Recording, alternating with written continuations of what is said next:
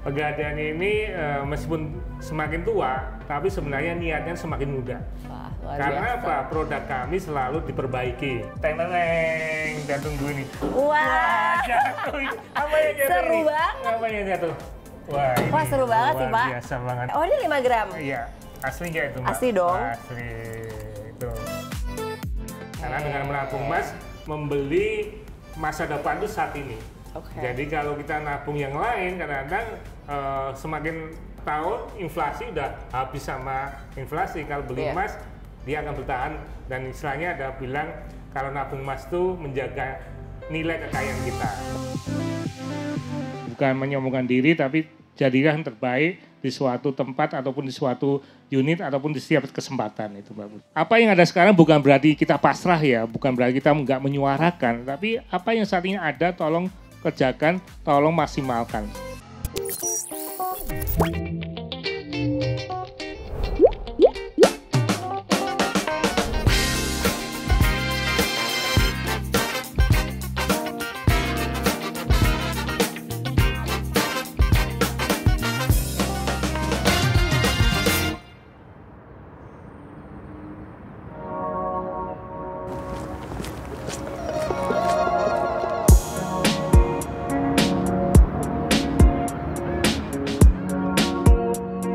Hai teman-teman, balik lagi bersama gue Putri Tanjung di Ngobrol Sore Semaunya. Kali ini episodenya super spesial karena biasanya gue di studio, tapi hari ini kita keluar studio. Karena biasanya kalau kita keluar studio, berarti episodenya bakal super spesial. Jadi without further ado, kita tanya-tanya dan ngobrol-ngobrol sama tamu super spesial hari ini.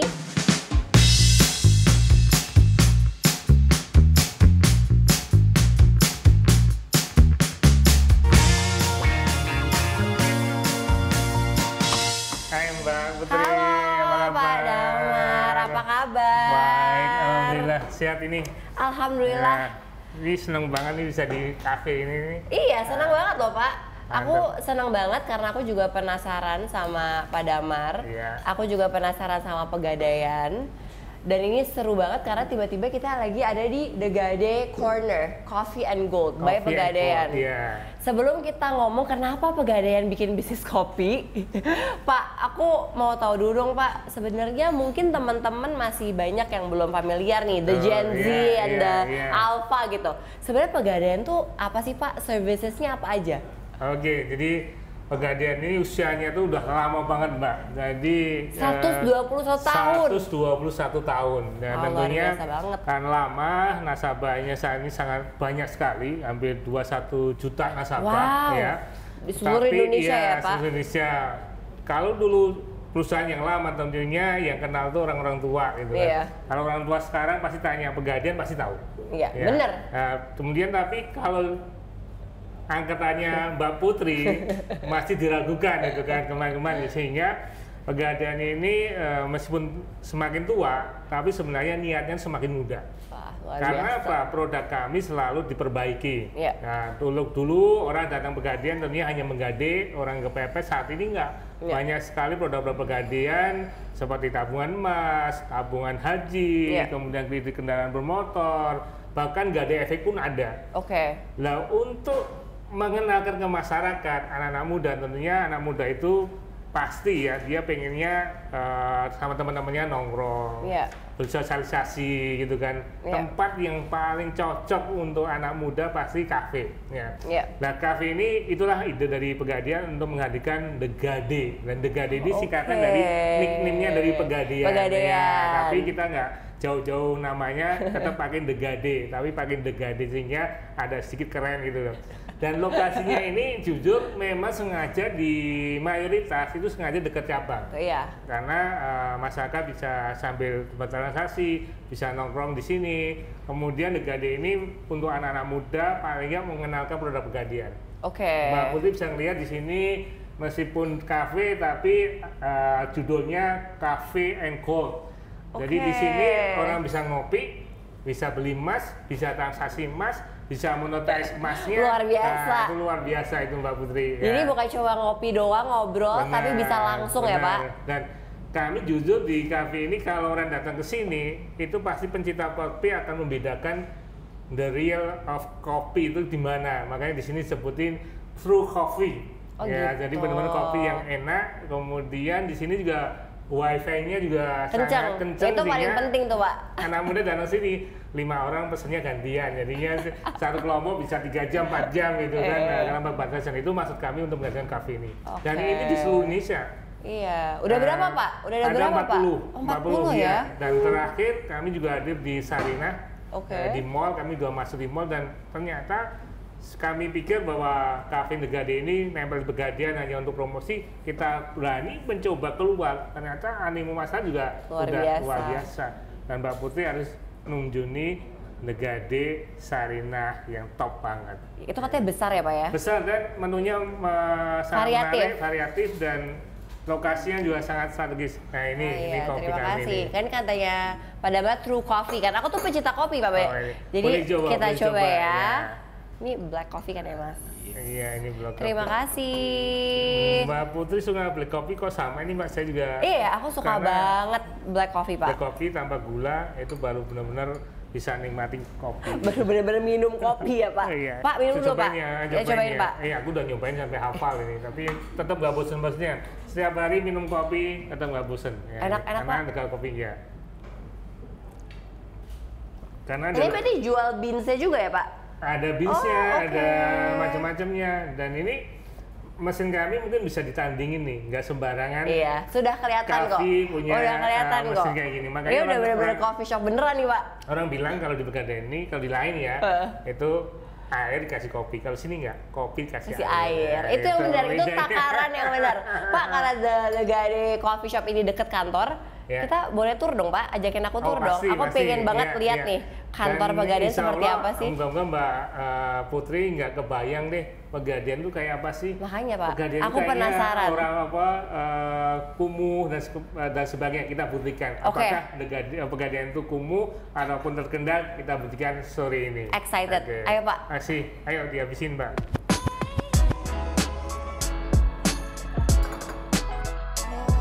Ini lumayan, tempat kami lumayan strategis sih, Mbak. Jadi besar, dekat kampus. Iya, ini dekat kampus ya, Pak ya? Ada UI, kemudian ini The Gade, dan The Gade ini dibuat memang sengaja untuk cabang yang besar. Sehingga nasabah nunggu bisa langsung ke The Gade. Ini cabang Pegadaian saat ini. Ayo Mbak Putri, kita duduk sambil ngobrol-ngobrol. Boleh, Pak. Ya. Pak, tadi kan Bapak udah bilang Pegadaian ini udah 121 tahun. Mau 122 tahun depan.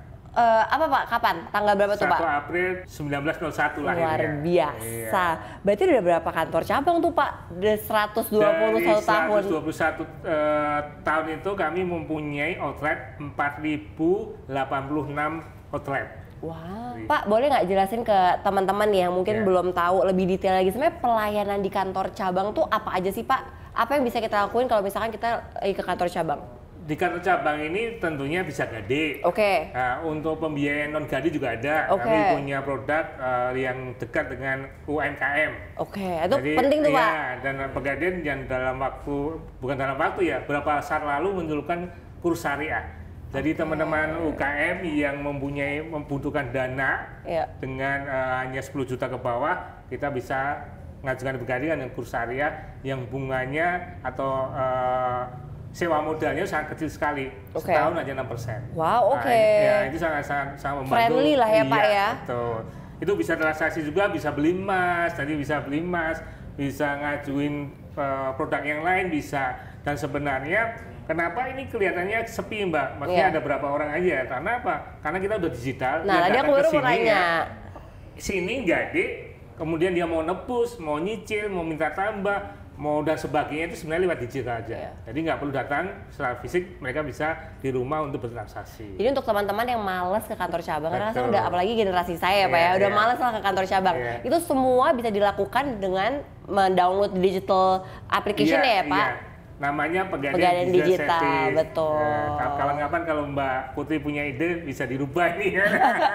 Ayo dong, Pak. Dan itu pasti udah makin banyak tuh, Pak, pasti anak-anak muda ya, Pak? Anak muda banyak, dan hampir semua ya kalau di data ya 70% ternyata sekarang nasabah Pegadaian itu nasabah yang usia produktif semua. Pak, kita kembali lagi nextnya nih Pak. Ayo kita lihat yang lain. Oke. Let's go Pak. Ayo.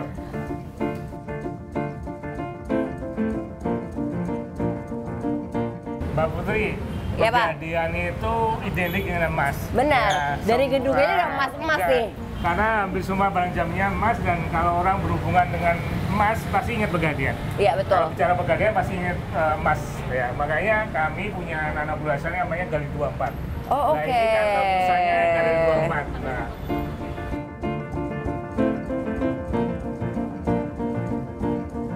Mbak ngobrol-ngobrol sini kayaknya nyaman Galeri nih, Mbak. 24. Kenapa Iya. namanya Galeri 24 Pak? Karena emas yang paling murni itu emas 24. 24 karat ya, Iya, Pak. jadi nggak ada emas yang lebih dari 24. Makanya kami Gali 24 dengan filosofi bahwa yang dijual di Gali 24 itu pasti dijamin keasliannya. Oke. Jadi ini Mbak Putri yang ada di Gali 24 banyak hal nanti bisa kita lihat ya. Oke, Ya. Pak, tapi kalau seperti dari segi bisnisnya nih Pak, kita Ya. ngomong dari segi bisnisnya. Gimana caranya Galeri 24 nih bisa menggrab nasabah Pak? Jadi gini, Gali 24 ini tentunya merupakan anak perusahaan di Pegadian. Oke. Dan Gali 24 ini sebenarnya sebagai penyokong dari Pegadian. Oke. Jadi kita kerjasama dengan Pegadian tentunya pertama outlet kami banyak, Gali 24 masuk di situ. Tabungan emas, belakang tabungan emas ada Gali 24. Oke. Itu yang pertama. Kedua, Gali 24 ini juga punya aplikasi sendiri dia. Jadi kalau mau beli emas bisa lewat aplikasi Gali 24. Mau nyicil emas bisa lewat aplikasi 2024. Jadi bukan hanya emas batangan, emas perhiasan pun bisa di order dengan aplikasi yang ada di Gali 24, sehingga semua orang atau lebih anak muda pengen investasi emas sangat mudah sekali dengan adanya Gali 24. Pak, berarti variasi penjualan emasnya juga banyak banget ya Pak, beragam mulai dari harga sampai model dan jenisnya ya? Iya. Karena kuncinya kalau bilang investasi emas pertama ada emas batangan, Betul. ada emas perhiasan. Betul, mau kalung, gelang kalau emas ya, Pak. batangan pasti ya hampir sama lah, berapa merek aja udah utama. Tapi ada orang yang pengen perhiasan lah. Betul. Untuk perhiasan ini tentunya untuk menarik orang tentunya modelnya harus lucu-lucu, Iya, modelnya benar. harus mengikuti, sehingga Gali 24 ini di samping kerjasama dengan vendor lain, kami punya pabrik emas sendiri. Wow. Jadi punya pabrik emas sendiri jadi Pak? kalau Mbak Putri mau bikin cincin, mau pengen model cincin, kami bisa custom gitu. Waduh, jadi bisa customize ya, Pak? Iya, dan jadi itu keunggulannya di Gali 24. Oh, aku baru tahu loh Pak, punya pabrik emas sendiri Berarti berarti habis ya. ini kawan-kawan main ke pabrik emas. Pabrik ya. mau Pak, kalau diundang mau Pak. Pak, sebenarnya tadi pas kita ngobrol aku agak ke distract sama mesin yang di belakang Bapak nih. Ini kayak anak muda banget nih, kayak funding machine nih Pak. Ini apa sih Pak sebenarnya ini Pak? Ini Mbak Putri, kalau kita biasa di bandara gitu kan, ke ATM itu biasanya orang mainan ini dapatnya uang. Benar. Main ini dapatnya minuman. Benar. Kalau ini lain, Mbak. Main Ini ini apa dapatnya ini? emas. Luar biasa. Dan ini nantinya akan kami taruh di tempat-tempat lain sehingga masyarakat semakin mudah untuk bertransaksi atau beli emas sangat mudah sekali. Iya, Ya, benar, Pak. Ini bisa kita coba, Mbak. Mau dong Pak, kita coba Pak. Nah, ini kita punya aplikasinya dulu, kita Oke. download Gali 24 mobile, kemudian dia bisa pesan. Oke, Di berarti sini kita tinggal ini ngambil aja. jadi kita downloadnya ini ya Pak, Galeri 24 mobile ya namanya Mobile, ya. Ini bisa di sini. Itu kita bisa pilih gitu ya Pak Bisa ya, langsung pilih, di iya. aplikasinya. Ini saya ini ada kodenya. Langsung dapat barcode. Tidak di scan aja, ya. Masukin Kemudian OTP-nya. OTP-nya, ini OTP-nya jangan dikasih orang lain ya Mbak. Iya Pak. Aku tadi udah lihat. Nggak apa, kita mau transaksi Gimana? 00944. Oke. Ini teng-teng, dan tunggu ini. Wah. Jatuh. Apa yang jatuh Seru ini? banget. Apa yang jatuh? Wah, ini Wah, seru banget sih, luar Pak. biasa banget nih. Bener nggak Oke, isinya? Dibuka, coba kita Mbak, lihat ya. Apakah ini emas beneran? Jadi tanpa ketemu petugasnya, kita bisa milih sendiri berapa gramnya. Tadi kita bisa milih ya Pak, semua Bisa. di Galeri Ada 24 mobile jadi ini ya. Ada 5 gram, ada macam-macam. Wah, oke. Oh, ini 5 gram. Iya, asli nggak itu, Mbak? Asli dong. Asli, itu. Seru banget loh ini Pak. Ini saya seru banget, dan ini bisa ditaruh di mana-mana, Mbak. Oke. Ya, rencana ke depan kita akan perbaiki di suatu tempat ataupun yang ramai, jadi kita nggak perlu outlet lagi. Ini very good idea sih Pak, Iya. jadinya very accessible ya Pak. Betul, betul. Oke Pak, kita kemana lagi nih? Ada kejutan apa lagi nih Pak? Kita ke kantor. Oke, kita ke kantor Pegadaian. Jadi tadi beberapa saat itu kita belum sampai kantor. Oh iya. Ke kantor. Ayo Mbak. Oke, Pak. Ayo.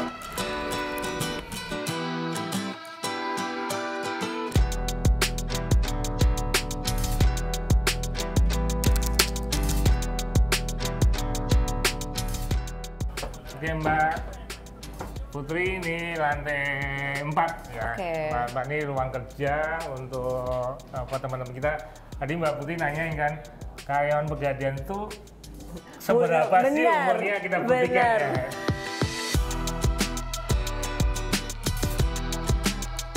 Pak, dan ini sekarang semuanya bareng-bareng ya, meja nggak ada dedicated desk ya. Nggak Jadi ada. terserah mereka mau duduk mana ya. Jadi nggak ada, cuman nanti ada apa? Ada namanya apa? Rocker itu. Ya, rocker itu bisa mereka nikmatin dari sini. Mereka bisa tempatnya ada mau main pingpong, ya mau main pingpong, mau sambil apa istilahnya olahraga juga ada di sini. Oh, oke. Jadi semua aktivitas bisa lah ya Pak Bisa, dilakukan ya. Bisa ya. olahraga juga. Kalau misalkan lagi Iya. mungkin kerjanya terus pusing, bisa break sejenak ya Bisa Pak. break sejenak, itu ada olahraga kali itu, ada olahraga dan macam-macam Oke, tempatnya. seru Pak. Mudah banget juga. Ya, ini anak-anak muda semua, mungkin yang tua bisa. Yang tua mungkin nggak di santai sini Pak. Oke Pak, kita Ayo, ngobrol lagi. Ini sambil ruang kerja kita nyantai dulu. Kita ngobrol-ngobrol lagi ya Pak dulu, ya. Oke. Oke. Pak Bagus. tadi seru banget Iya. ngelihat teman-teman yang hampir semuanya banyak yang muda-muda semua ya Pak. Sebenarnya pasti kalau misalkan anak-anak muda mau Iya. kerja di satu tempat, Iya. pasti harus tahu visi misi dari perusahaannya Oke. apa. Karena Iya. biasanya itu kan Pak ya, yang nge-grab anak-anak muda pingin banget ikut serta. Jadi Pegadaian itu sebenarnya visi misinya apa sih Pak? Jadi gini, sebelum kalah visi atau misi ya, Iya. tapi 5 tahun yang lalu kami tuh ngajak teman-teman muda ini dengan ajakan, ayo siapa yang mau berperan atau bertransformasi dengan kami. Oke. Jadi slogan kami, siapa yang mau ikut transformasi dengan kami. Nah, Oke. Pegadaian tentunya punya visi yang nanti kami capai 2024 itu jadi the most valuable financial company terbesar di Indonesia. Wow. Ya, itu kemudian juga sebagai inklusi keuangan yang jadi pilihan masyarakat Indonesia, Oke. pilihan utama masyarakat Indonesia. Oke. Jadi tentunya jadi lembaga keuangan yang mempunyai nilai yang paling bagus, sehingga kami juga tadi karena masyarakat pengen yang lebih digital, Lebih gampang ya, Pak. gampang, itu yang akan kami wujudkan saat ini. Gitu. Pak, tadi kita udah ngomongin juga soal, tadi kan Bapak visi misinya ada menyebut soal negara kita gitu ya, berarti Iya. Indonesia gitu. Iya. Nah sebenarnya Pak hingga saat ini, inovasi apa aja sih Pak yang Pegadaian lakukan untuk bisa terus mendukung perekonomian Indonesia? Baik, sebenarnya 1 tahun lalu kita udah holding dengan BRI, jadi menjadi suatu ekosistem yang luar biasa. Benar. Ada 3 entitas, Pegadaian, BRI, sama PNM. Wow, itu kuat Dan banget tuh 3 Pak. ini benar-benar lembaga keuangan yang benar-benar menyasar UMKM. Betul. Kami bertiga ini menjabat target bahwa di tahun 2024 kami menyalurkan ataupun menaikkan kelas UMKM itu sebanyak 29 juta. Wow, Ya, oke. ini luar biasa sekali, dan tentunya 3 entitas ini dengan adanya holding ini kita bisa mempunyai tujuan sama. Yang pertama tujuan ekonomi yang tanyakan Mbak Putri tadi.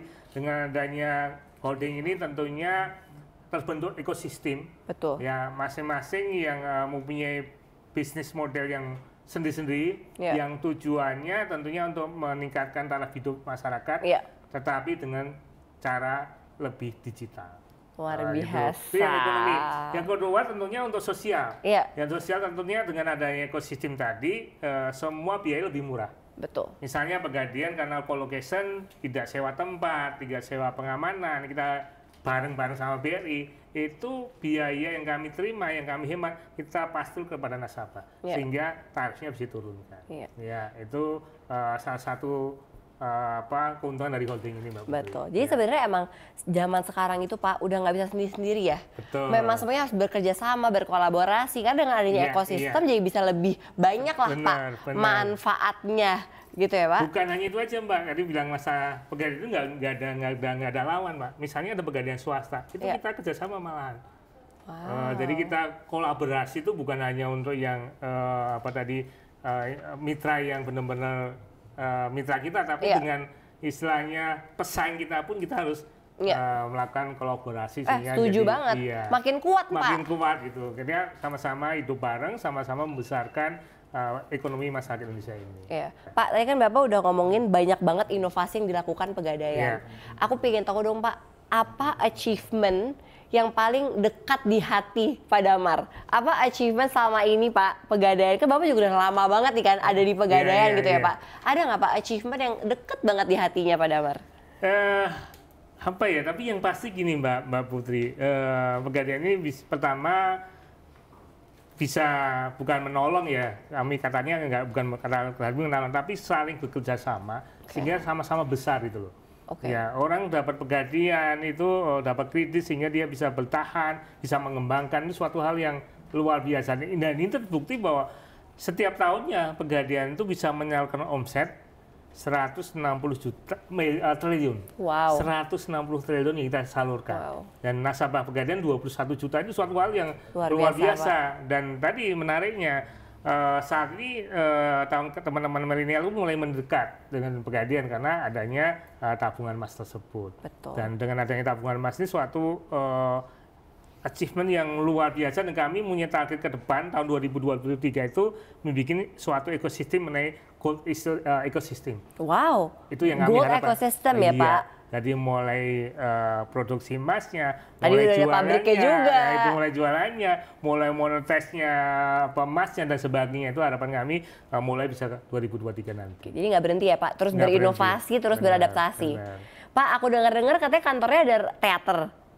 Nah, ini tadi kantornya tuh di Pegadaian ini Mbak Putri cari apapun ada. Ini ada luar biasa. Mini theater gitu ya, mini theater untuk diskusi, untuk sharing, itu ada mini theater bisa kita lihat. Kita boleh lihat ya Pak? Boleh. Yuk kita ke ada kegiatan teater. Ya? Moga-moga ada kegiatan. Bisa lihat.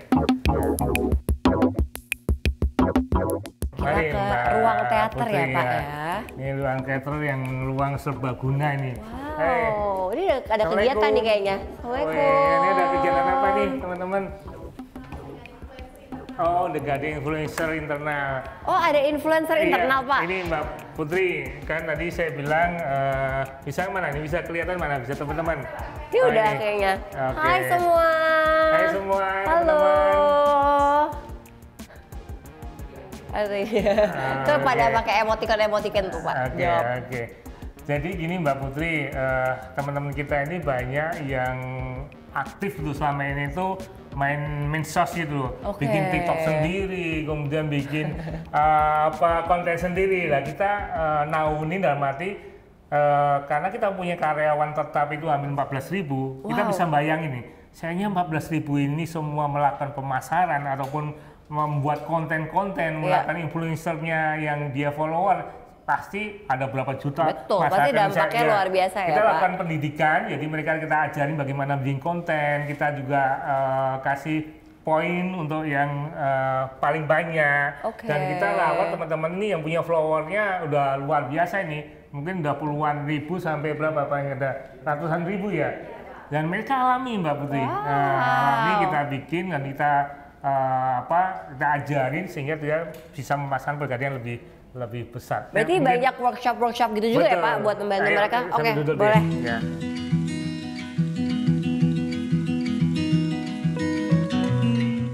Oke Pak, aku masih mau ngomongin soal tadi influencer tadi Pak. Kan karena emang sekarang tuh memang banyak banget anak-anak muda pasti semuanya punya sosmed ya Pak. Betul. Pasti semuanya punya sosmed, terus pasti semuanya juga aktif gitu ya. Benar. Menurut aku ini salah satu inovasi yang justru bisa membantu kreativitas mereka juga ya Pak. Nah tapi Pak, gimana tanggapannya? Mungkin ada beberapa orang gitu ya, atau ada beberapa Gen Z and Millennials yang menganggap sebenarnya Pegadaian itu old school. Tadi Bapak juga ngomong bahwa sebenarnya paling penting kan adalah culture. Dari culture kan yang dibangun. Ada nggak sih Pak adaptasi tertentu biar working environment-nya itu juga lebih relevan untuk anak-anak muda? Oke. Tentunya di perusahaan ini ada semacam divisi change management yang bertugas untuk membuat culture pegadaian itu berubah, ya. Kemudian juga perilaku kita juga berubah sehingga kita bisa mengenal anak muda atau yang generasi Z tadi. Nah, tentunya di sini kami setiap level ada semacam tingkatan change agent. Ya, jadi mulai level yang paling bawah, level area, level pinggir sampai lagi direksi, mereka adalah kita didik sehingga dia menyebarkan hal-hal yang baik. Jadi ada agent of change ya Pak ya di masing-masing. Setiap paling unit terkecil kemudian naik itu ada tingkat-tingkatannya mengenai change agent ini sehingga mereka ini sama, semangatnya sama untuk membesarkan pegadaian dan memberi yang utama adalah mereka bangga sebagai insan pegadaian. Itu paling yang utama. penting. Ya. Kalau sudah bangga, tentunya dia akan lebih semangat atau pede untuk keluar untuk mengkampanyekan, untuk mempromosikan pegadaian ini. Benar, karena jadinya mereka punya sense of ownership ya Pak yang lebih besar. Pak, tapi value apa yang ditanamkan selalu ya, maksudnya yang selalu ditanamkan ke teman-teman yang bekerja di pegadaian? Tentunya karena kita BUMN, kita punya value yang sama, yaitu akhlak. Betul. Itu yang utama. Tentunya akhlak itu kita junjung tinggi. Mereka semua melakukan ataupun memahami perilaku akhlak ini. Yang utama adalah mereka bagaimana mengimplementasikan dari akhlak ini. Jadi itu ya Pak, value itu memang selalu sama ya, semua BUMN ya Pak. Nah, kalau ngomongin soal BUMN ini juga sering jadi perbincangan juga nih Pak, soal kesetaraan gender. Gitu kan, karena kan sekarang BUMN juga supportive banget sama very woman empowerment lah ya Pak. Kalau di Pegadaian gimana Pak, kalau ngomongin soal kesetaraan gender? Kalau di Pegadaian ini kayaknya melebihi, menduluin gitu kan. Kalau kami hanya ditarget bahwa pimpinan untuk manajemen itu harus ada 8-10% untuk perempuan. Pegadaian lebih. Oke Pak. Itu yang pimpinan, apalagi untuk yang level bawah itu hampir seimbang lah. Seimbang ya Pak. Mbak Putri bisa nengok ke kanan ini bisa ada berapa orang nih? Ada 6 orang. Lakinya ada 2, gitu kan, lakinya ada 2 ini ya. Bagus, woman empowerment. Dan usianya boleh ditebak, usianya masih muda-muda semua. Gitu. Masih sepantaran lah kita kayaknya. Iya, beda tipis sama saya. Kita kan sama Pak, masih lumayan lah. Itu Pak, jadi kita termasuk di BUD kami. Ada perwakilan BLV, itu salah satu BUD kami untuk menggambarkan adanya perwakilan gender ini. Pak, ada nggak sih program apa aja yang sudah dilakukan Pegadaian nih Pak untuk terkait soal kesetaraan gender? Programnya tentunya sebenarnya kita terbuka luas itu, jadi nggak ada, itu alami aja. Alami siapa yang terbaik dia yang akan mendapatkan promosi saya. Siapa yang terbaik, siapa yang berkontribusi dia akan mendapatkan rewardnya, dan itu kita jaga komitmen ini itu. Jadi itu penting banget. Jadi seorang dia nggak peduli laki-laki atau perempuan, dan dia sudah melihat contohnya bahwa si perempuan bisa jadi direksi, si perempuan bisa kolaboratif, bahkan untuk pemimpin wilayah juga ada perempuan. Sehingga mereka akan jadi semangat untuk berkarir lebih maksimal. Jadi itu Mbak Putri. Itu sangat penting Pak. Ya, tentunya untuk program-program yang kecil misalnya kita sediakan untuk ibu-ibu yang menyusui ada tempat khususnya. Itu support ya Pak, secara lingkungan dan culture juga. Dan kita juga kadang-kadang kita beli reward khusus siapa yang perempuan berani di luar Jawa, itu mungkin dia akan lebih ada kesempatan itu. Intinya penilaiannya semua objektif. Betul, ya Pak. Oke Pak, kita tadi udah di ruang teater, aku dengar-dengar ada ruang musik juga. Ini lengkap banget ya Pak. Jadi karyawan tadi ini untuk istilahnya anak muda tuh work life balance itu ya. Work life balance ya Pak. Jadi mereka biar balance, ada ini serius tapi juga ada ruang musik, audio musik yang saat ini yang menjadi cita-cita saya Mbak. Belum bisa nyanyi tapi belum bisa. Oke Pak, kita ke sana. Oke, makasih semua ya. Duluan ya semua.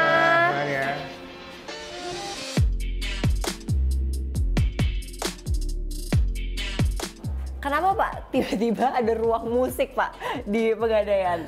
Ya tentunya mereka bisa menyalurkan bakat atau paling enggak menghilangkan stres lah, stress release lah. Dan sebenarnya bukannya ruang musik, ini juga ada mainan. Ini seru banget.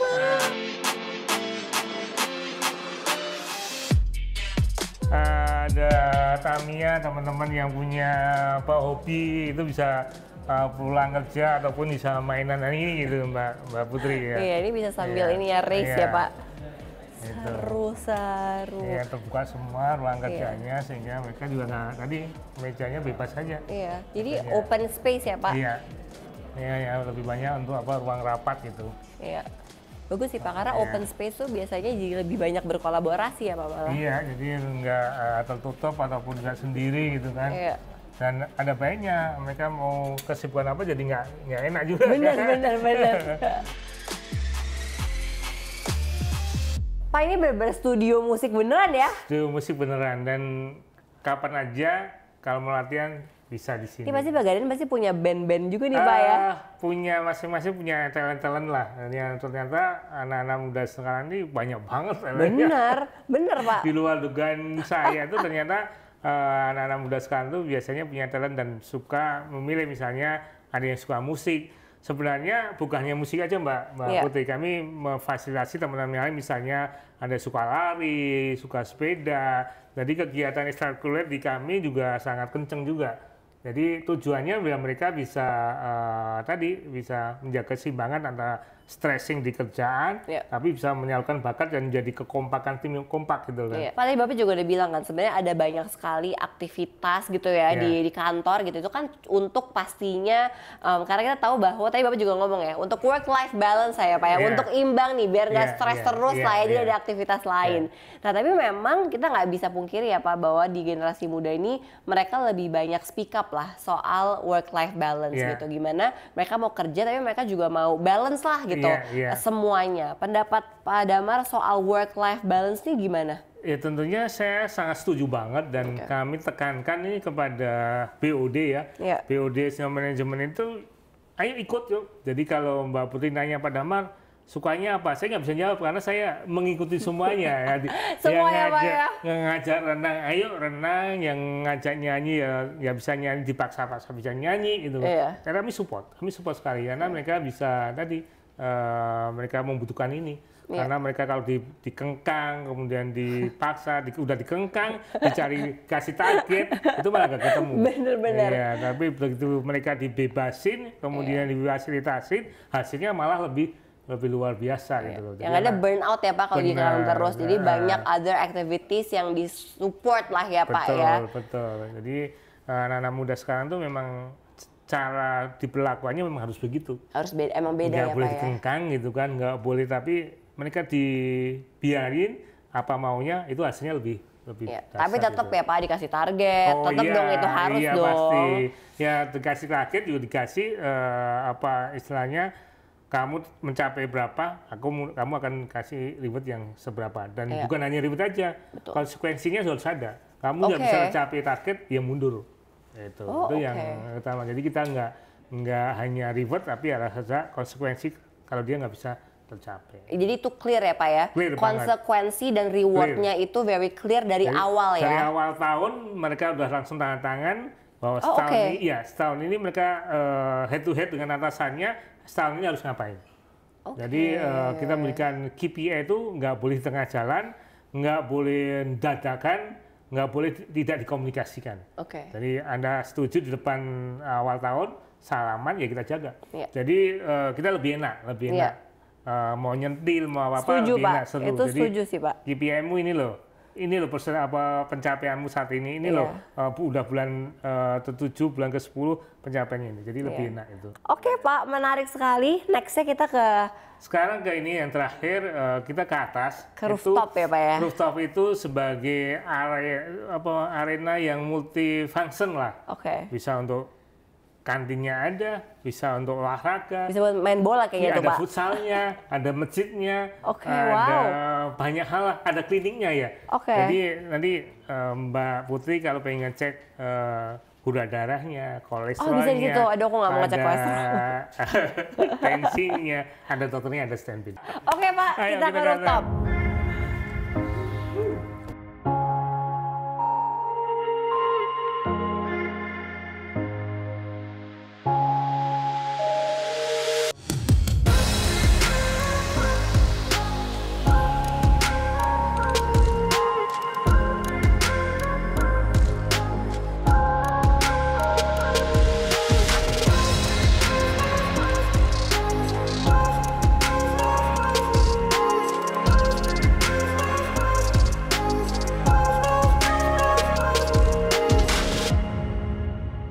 Oke Pak, kita lanjut ngobrol lagi. Tadi kita udah office tour, sekarang kita ada di rooftop Pegadaian Pak. Pak, tadi kan kita kan sebenarnya udah banyak ngomong soal Pegadaian ya. Kita udah ngomongin soal value Pegadaian, kita udah ngomongin berapa cabang yang ada, kita udah banyak ngomongin Pegadaian. Tapi sebenarnya aku pingin lebih personal nih Pak, yang obrolannya nih pas di rooftop ini Pak. Kan Bapak, kita tahu bahwa Bapak berkarir sejak 1993 ya Pak, bener nggak? 1993. Di Pegadaian Iya. ya Pak ya. Boleh ceritain nggak sih Pak, apa yang membuat Pak Damar nih bisa konsisten dan loyal selama itu ada di Pegadaian? Sebenarnya bukan saya aja ya, banyak Banyak ya, Pak? teman-teman tuh yang sama Pegadaian itu loyal tuh yang jadi pertanyaan buat saya juga ini. Kenapa loyal di Pegadaian? Mungkin karena memang suasana kerjanya nyaman itu, kemudian juga karirnya itu bisa kita yang nentuin gitu loh. Iya. Itu yang menarik bagi saya, pengalaman dari saya mungkin teman-teman di sini milenial ya, bahwa karir itu nggak ada yang nentuin kecuali kita sendiri.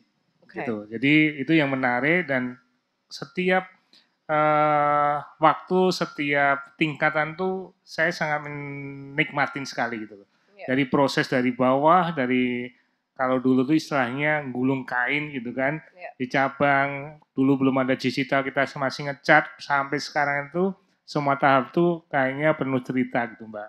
Dan untuk saya sendiri kebetulan kenapa saya nggak meninggalkan Pegadaian, karena setiap saat itu sesuai dengan kecepatan gitu. Jadi eman waktu itu. Jadi pegawai hanya setahun, kemudian naik lagi cepat sekali dan tahap-tahapan itu sangat cepat sehingga kayaknya waktu itu saya agak sangat jatuh cinta dengan Pegadaian gitu. Jadi nggak meninggalkan Pegadaian itu Mbak Putri. Apa Pak, apa yang membuat paling jatuh cinta? Paling jatuh cinta pertama adalah ya tadi sistem karir di Pegadaian ini terbuka sekali. Saya merasakan sekali. Oke. Tidak ada sedikit pun koneksi dari saya gitu kan untuk bisa naik. Apa yang saya berikan, jadi untuk tip-tip teman semua ya, saya bekerja dengan istilahnya itu segala kekuatan kita gunakan. Tidak peduli, sering-sering ngomong sama teman-teman yang saya ulang-ulang, tidak ada hitung-hitungan. Karena nggak ada hitung-hitungan ke perusahaan ini, si atasan akan melihat, teman-teman kerja akan melihat, itu menjadi modal kita untuk bisa naik karir gitu. Jadi teman-teman bisa saya sampaikan ya, saya itu hanya jadi karyawan, staff itu hanya 1 tahun. Kemudian saya jadi pengajar gitu kan, karena ya punya sedikit kelebihan sehingga bisa ngajar gitu kan. Kemudian karir itu kayaknya setiap diklat kami berusaha untuk jadi yang pertama Mbak Putri. Jadi kalau jadi diklat jadi pertama itu akan lebih cepat. Oke. Ya, jadi itu catatannya. Jadi yang terbaik di diklat maupun di suatu kesempatan jadi yang terbaik sehingga naiknya dengan sendirinya bisa ngikutin bisa jadi lebih cepat gitu Mbak Putri dibanding teman-teman yang lain gitu loh. Jadi ini bisa dicontoh aja, bukan menyombongkan diri tapi jadilah yang terbaik di suatu tempat ataupun di suatu unit ataupun di setiap kesempatan itu Mbak Putri. Itu penting sih Pak, itu Penting lesson sekali. learn-nya ya Pak. Iya. Nah Pak, kalau misalkan saya udah jadi direktur utama gitu, pasti kan Bapak pasti seorang human being, kita pasti berkembang lah ya Pak, sesuai zamannya gitu. Nah kalau Bapak sebagai direktur utama, sebenarnya leadership Bapak tuh seperti apa sih? Sebenarnya kalau ditanya leadership dari dulu tuh saya sangat sederhana banget ya. Oke. Dan ini karena saya orang Jawa gitu, orang Jawa tuh ya saya menganut Ki Hajar Dewantara. Sama dong Pak, kan aku Itu juga aja, orang Jawa. 3 itu aja. Jadi apa yang dimaksud Ki Hajar Dewantara itu paling enggak kalau kita sebagai leader itu jadi role model, itu utamanya. Anda jadi seorang leader bisa jadi role model itu kunci utama Anda untuk menggerakkan. Ya. Kemudian yang kedua, Anda sama tim itu harus ngeblend istilahnya gitu, jadi jatuh gitu. Nggak ada pisahnya, nggak ada jenjang yang memisahkan antara pimpinan sama tim kita gitu.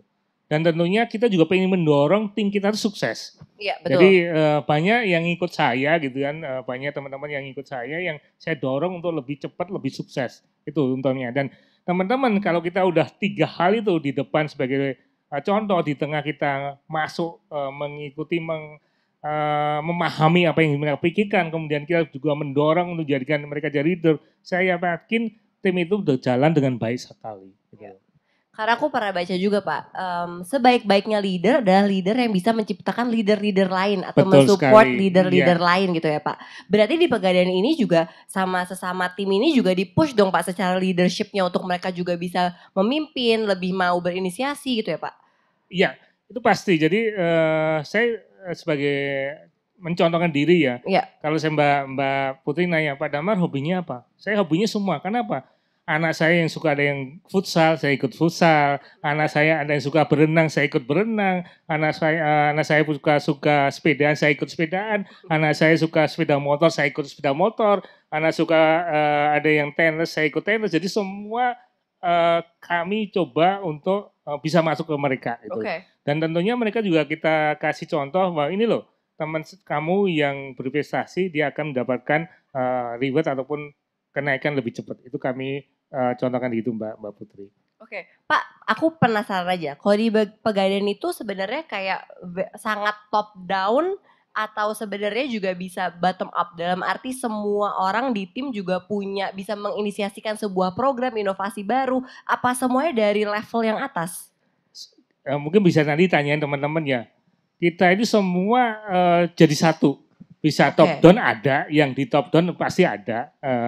Itu berdasarkan aspirasi dari pemegang saham tentunya top down itu. Betul. Tetapi yang dari bawah kami juga terbuka secara luas untuk teman-teman itu melakukan inovasi, kreativitas kami buka.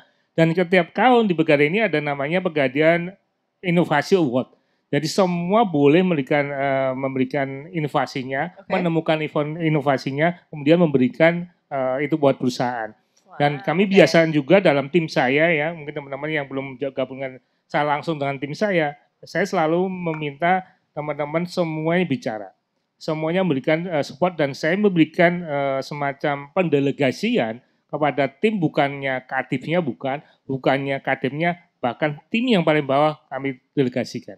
Wow, oke. Jadi mereka merasa, yuk itu kerja sama-sama dan semua terbuka untuk memberikan ide apa yang diberikan yang terbaik untuk perusahaan ini. Jadi opportunity-nya terbuka untuk semua ya Pak. Ya. Pak, tadi kita kan pas office tour kita udah sempat bahas banyak soal inovasi, kita bahas banyak soal achievement yang udah Pegadaian dapatkan gitu. Gimana Pak caranya mempertahankan bahkan meningkatkan prestasi tersebut untuk kedepannya? Tentunya ya untuk bisa mempertahankan tentunya kita harus bisa adaptasi dulu. Kita bisa memahami tantangan yang ada saat ini apa sih? Baik tantangan eksternal maupun internal, kita harus memahami, memapping, dan kita bisa mempersiapkan untuk menghadapi tantangan tersebut. Dan tentunya juga kita meningkatkan kapabilitas, kemampuan dari teman-teman ini semua. Sehingga kita bisa tumbuh langsung, berkelanjutan. Di samping itu juga kita ini punya target yang jelas, masing-masing mempunyai KPI yang jelas, yang itu mereka harus kita pegang.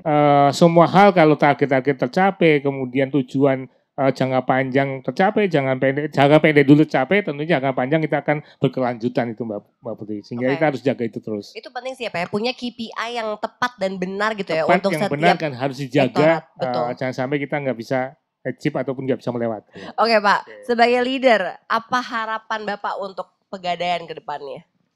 Harapan saya tentunya Pegadaian ini seperti Maresnya Pegadaian ini punya jaya sepanjang masa gitu kan. Dan harapan saya Pegadaian ini jaya sepanjang masa, generasi penerus saya tentunya menjadi pimpinan-pimpinan yang hebat dimanapun itu kan. Bukan hanya di Pegadaian tapi di luar dia akan bisa lebih hebat dan kami bisa tentunya keinginan saya bisa meninggalkan legasi yang hebat untuk Pegadaian ini. Nah Pak, pasti sama pertanyaan berikutnya. Ada nggak Pak kiat-kiat buat teman-teman yang lagi nonton, para millennial and Gen Z, biar bisa seperti direktur? Ya untuk milenial saat ini tentunya jangan ini. Saya memahami milenial biasanya mensuarakan itu ya. Tapi saya sering sekali ngomong sama anak saya, anak kandung istilahnya, kamu boleh bersuara, tapi tolong buktikan gitu. Jadi tolong jangan banyak suara dulu tanpa bukti. Jadi buktikan dulu baru banyak suara gitu kan. Jadi apa yang kita kerjakan tolong dimaksimalkan. Jangan pernah banyak excuse gitu anak muda tuh. Ini karena kurang ini karena pimpinan saya, ini saya nggak nggak diberi kesempatan, ini karena kondisinya nggak mudeng. Jangan pernah begitu. Jadi harapan saya anak muda apa yang kita hadapi sekarang kita lakukan untuk yang terbaik gitu. Jadi apa yang ada sekarang bukan berarti kita pasrah ya, bukan berarti kita nggak menyuarakan, tapi apa yang saat ini ada tolong kerjakan, tolong maksimalkan. Saya juga sama dengan tim-tim yang lain, bahkan sama senior manajemen saya bilang, kamu jangan pernah menuntut, kamu jangan pernah excuse karena keadaan, tapi saat ini yang Anda punya maksimalkan. Saat ini yang Anda punya maksimal dan buatlah terbaik. Itu akan dengan sendirinya pimpinan juga akan melihat oh si A itu luar biasa, si A itu bisa melakukan sesuatu yang memang tanpa sedikit pun mengeluh, tanpa sedikit pun excuse, minta maaf dan sebagainya itu. Iya, setuju Pak. Intinya memaksimalkan yang udah potensi yang kita punya aja dari opportunity yang kita punya ya Pak. Nah karena emang sebenarnya kadang-kadang beberapa teman-teman aku juga bukan cuma excuse sih Pak. Kayak mulai pun kan takut ya kadang-kadang. Jadi mungkin semoga generasi kita nih semakin kuat ya Pak dan semakin bisa menikmati proses ya Pak. Karena kan tadi untuk bisa sampai Bapak sekarang itu kan prosesnya sangat lama dan panjang kan. Dan semua orang kan punya prosesnya masing-masing ya Pak ya. Iya betul, tapi sebenarnya bukan kita menyalahin anak muda juga ya. Bukan hanya mendorong anak muda tapi perusahaan ini harus bisa mengakomodir itu tentunya. Iya. Lingkungan kerja ini harus dijaga gitu. Karir mereka juga harus jelas. Betul. Kemudian komitmen apa perusahaan kepada mereka juga harus jelas. Hak-hak mereka harus kita cukupin, itu yang utama. Betul, makanya kan sekarang memang salah satu hal yang paling penting di sebuah perusahaan adalah the culture of the company ya Pak. Karena itulah yang sebenarnya ngedrive kesuksesan perusahaannya dari kultur perusahaannya itu sendiri. Oke Pak, sekarang kita mau main game karena biasanya kalau di Ngobrol Sore Semaunya kita selalu main game Pak, namanya Jawab Semaunya. Jadi nanti aku akan jawab semaunya. Jadi nggak boleh mikir, harus spontan Pak. Oke Pak, jangan ini ya Pak, jangan lihat layar. Jadi biar langsung bisa spontan. Iya, lihat Mbak Putri aja deh. Iya, benar. Oke, siap ya Pak? Siap. Ketika bangun pagi, hal yang langsung saya pikirkan adalah ibadah. Luar biasa. Waktu kecil, hal yang paling memalukan atau unik yang pernah saya lakukan atau alami? Gak bisa bilang R. Udah bisa sekarang Pak? Sekarang udah bisa. Udah bisa. Sampai kelas berapa tuh Pak gak bisa ngomong R? Mungkin sampai SMP atau sampai SMP, oke. Orang gak banyak yang tahu kalau saya itu orangnya tegas. Oh masa gak ada yang tahu Pak Bapak tegas? Karena orang menganggap saya katanya baik gitu loh. Orangnya baik banget, tapi sebenarnya tegas banget saya. Bagus juga loh kalau kayak gitu. Oke. Saya paling bete kalau menghadapi situasi seperti yang lelet. Oke. Yang lama-lama lah ya Pak ya semuanya. Teman-teman saya bilang kalau saya adalah orang yang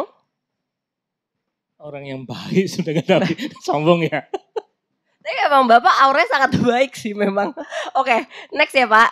Saya merasa feel alive atau hidup pada saat sama nasabah sama teman-teman di outlet itu saya merasa sangat seneng banget gitu. Oh, oke.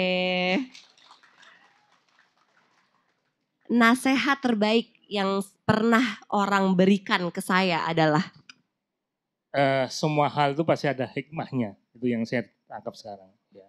Semua kejadian pasti ada hikmahnya, itu yang kami percaya. Jadi kami menjadi percaya diri dan semakin semangat. Pasti ada lesson learn-nya ya Pak dari setiap masalah. Oke. Menurut saya kebahagiaan adalah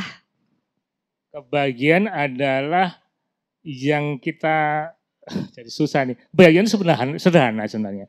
Jadi kita apa yang kita pikirkan dan itu yang kita tercapai itu bahagia. Oke. Pak, ini adalah pertanyaan terakhir karena biasanya setiap narasumber di Ngobrol Sore Semaunya aku selalu tanya pertanyaan ini nih Pak. Kan obrolan kita ini akan selama-lamanya ada di platform Sexo, akan selama-lamanya ada di YouTube gitu. Apa yang Bapak ingin sampaikan ke diri Bapak sendiri 5 tahun ke depan? Jadi saya Pak Damar 5 tahun ke depan lagi nonton episode yang kali ini. Apa yang Pak Damar sekarang ingin sampaikan ke Pak Damar 5 tahun ke depan? Yang sampaikan 5 tahun yang ke depan Iya. atau yang 5 tahun ke depan lihat saat ini? Betul, Bapak mau sampaikan apa? Oke, saya akan menyampaikan bahwa 5 tahun yang lalu kok kamu cuma segitu ya.